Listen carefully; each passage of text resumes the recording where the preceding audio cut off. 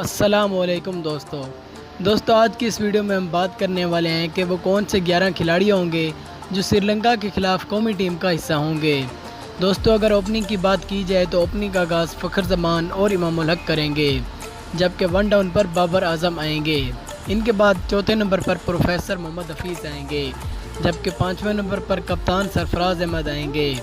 ان کے بعد چھٹے نمبر پر آصف علی آئیں گے، جبکہ ساتویں نمبر پر شعیب ملک آئیں گے۔ آٹھویں نمبر پر آل راؤنڈر شاداب خان آئیں گے، جبکہ نویں نمبر پر محمد عامر ہوں گے۔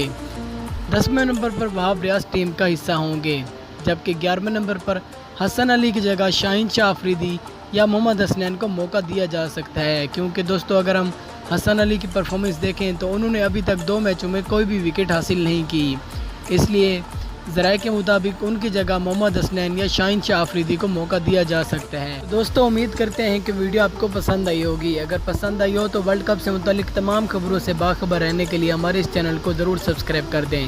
ملتے ہیں اگلی ویڈیو میں، تب تک کے لیے اللہ حافظ۔